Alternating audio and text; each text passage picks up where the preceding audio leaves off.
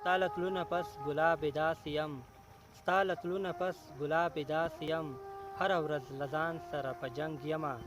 هغه شپه بیا ټوله په جنت کې وي کوم مخام چې زه ته ستا تر څنګ یمه ستا په دیندرۍ کې په ما څه کېږي ستا په دعاګانو په رنګ رنګ یمه د شاعرانو ډېرې خوږو مینوالو سلامونه مې قبول کړئ ستاسو ورور سپین زر یاد یم د شاعرانو په دې لړۍ کې د پورته ذکر شویو بیتونو شاعر سره ناست یو دا چې څوک دی او څه نومیږي د ده له خولې واورئ سلامونه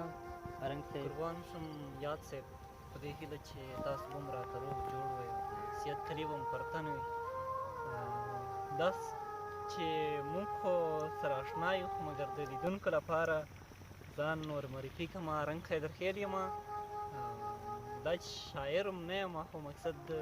د شعر په لیک روان یم یا د شاعر په لیک روان یم نو په دې په خاطر ښه مننه رنګ صاحب قربان که دا راته ووایي چې هغه کوم څه و چې تاسې یې دومره متاثره کړئ تر څو په شعر لیکلو باندې فایل وکړئ داسې خاص څه نه و خو مګر شعر داسې دی چې یو خدایي الهام دی خو مګر مینه ده یو وخت مې په کلي کې پرچون دکان و نو هلته ما تقریبا زه شپږم ټولګي کې وم د پښتو عبارت مې هم نشو لوستلی ورور مې د کاروان صاحب ستر کاروان صاحب د چنار خبرې کوي کتاب راوړی او دکان ته بیا هغه کتاب ما لوستو خو په مفهوم یې نه پوهېدم چې اوس دا څه معنا لري نو هغه بیتونه اوس هم راته یاد دي که څه هم ډېر مشهور بیتونه دي چې پوه به شي او لوی به شي چې سترګې د یار څه معنا نو زه په دې نه پوهېدم چې دا اوس څه معنا لري نو هغې وروسته د شعر په برخه کې مې چې لویېدم یا په مکتب کې نورو ټولګیو ته بدلېدم شعر مې هم لوسته همداسې یو وخت مې بیا شعر لیکلو ته مخه کړه که څه هم شعرونه مې اوس هم پاخه نه دي مقصد ځان ته شاعر هم نه وایم خو بیا هم تر یو حده د هغه ستونزه نه لري چې کوم نوی شاعر هغه کوم لومړی وختونو کې چې ما لیکل د هغې ډېر ښه رنګ صاحب یو پوښتنه بله پوښته هغه ده چې د شعر برسېره د زده کړې هم کړي که نه هو له 12م ټولګي نه فارغ یم اوس د برېښنا انجینرۍ په برخه کې زده کړې کوم څانګه کې د برېښنا انجینرۍ ډېر ښه رنګ صاحب ځای ځای به پوښتنې هم پوښتو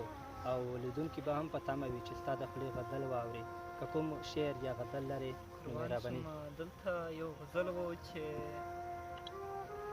د موبایل کې راوړم اوس خو خلک کتابچې نه خیروي موبایل نه خیروي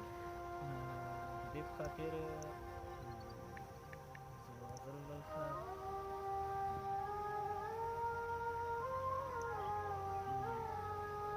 یار په دریابي سترګو کانې وکړې یار په دریابي سترګو کانې وکړې یار په دریابي سترګو کانې وکړې هر یو رګ مې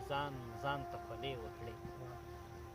زه دې له ګردي کمیس زار شمه دا دې په ما کوم ډول نخرې وکړې ټول ښار دې په تلو ژړل خبره یې ټول ښار دې په تلو ژړل خبره یې ټول ښار دې په تلو ژړل خبره یې ما درپسې بل ډول نارې وکړې ته مې غوښتې ته نه وې ژړل مې نن ته مې غوښتې ته نه وې ژړل مې نن یاد صاحب ته مې غوښتې ته نه وې ژړل مې نن مور مې درته بل رقم خیرې وکړې څومره ښکلی دا بیت یو ځلې بیا ووایه ته مې غوښتې ته نه وې ژړل مې نن مور مې درته بل رقم خیرې وکړې جار دیندارې دا دې څه کانې وکړې جار دیندارې دا دې څه کانې وکړې هر پر هر مې بیا د سره خولې وکړې ډېر ښکلی ستا په تندي کې به مې خپله څېره وکتله ستا په تندي کې به مې خپله څېره وکتله په کومه ورځ به چې ما سره هنداره نه وه د شاعرانو ډېرې خوږو مینهوالو هیله کوم چې تر دې دمه ستړي نه وای غدو رنګ صاحب یو پوښتنه بله هم پوښتو د خپل شخصي ژوند په اړه که راته څه ووایي او د خپل مصروفیت په اړه خو د مخکې هم ذکر کړه خو بیا هم که کوم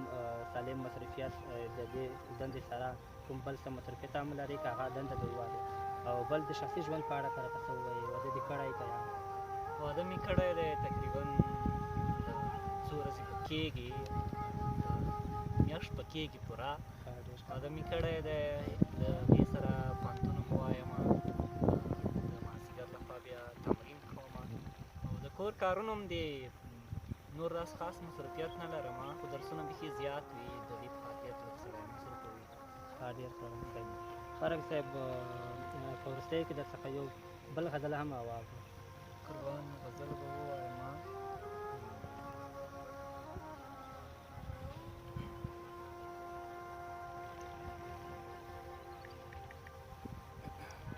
غزل دی شاید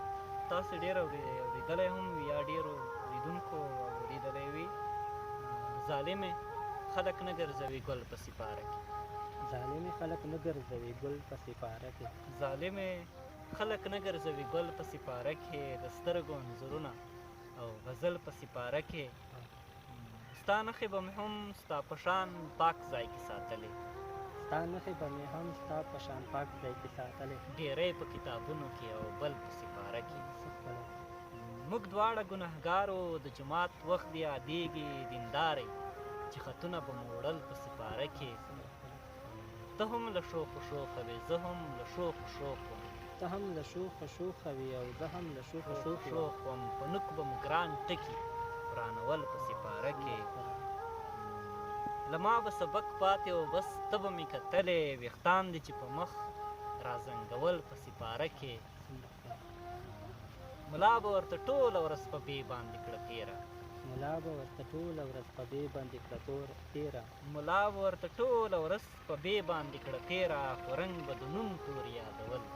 په سپاره کې. ډېر ښکلی رنګ صاحب بلا لوړ غزل. رنګ صاحب موږ خو دې په تا سره په ساعتونو هم کښېنو خو بیا هم تنده مو نه ماتېږي. خو که هم چنان زمونږ د مرکې ټیم هم دغه نورو مرکې ته دغه پاتله چې مونږ مرکه کم دي که نه خو بیا هم که په وروستیو کې د شاعرانو ډېرې خوږو مینهوالو ته که کوم پیغام یا وړاندیز لرې نو مهرباني. خاص ډول پیغام مې ټولو کوچمیشتو یا ټولو افغانانو ته دی چې بغیر له زده کړو پرمختګ ناشونی دی. موږ تجربه کړې دی چې چا چې زده کړې نه وي کړې وطن مو څه حال دی. نو د دې لپاره چې موږ وطن په خپلو پښو رادرولی وي ښه راتلونکی مو درلودلی وي نو خپلې زده کړې باید وکړو او په هره برخه کې چې وي باید موږ ځانونه ورسوو. نه یوازې دا چې موږ یا انجینري به ویله یا ما ادبیات ولوستل هره برخه چې وي خو مقصد دا دی چې خپل ځان باید کې ورسېږي. دا کړېدلی هېواد هر بخش ته اړتیا لري. هر بخش کې د دې لپاره خلک پکار دي چې باید کار پکې وکړي. نو د دوی څخه مې دا هیله ده چې باید خپل درسونو ته او د درسونو په څنګ کې سپورټ ته باید ډېره توجه وکړي. ډېر ښه رنګ صاحب موږ خوښ شو چې زموږ بلنه مقابله کړه او موږ ته مو وخت راکړ. خوښ دی. د شاعرانو ډېرې خوږو مینهوالو تر دې دمه هیله کوم چې تاسو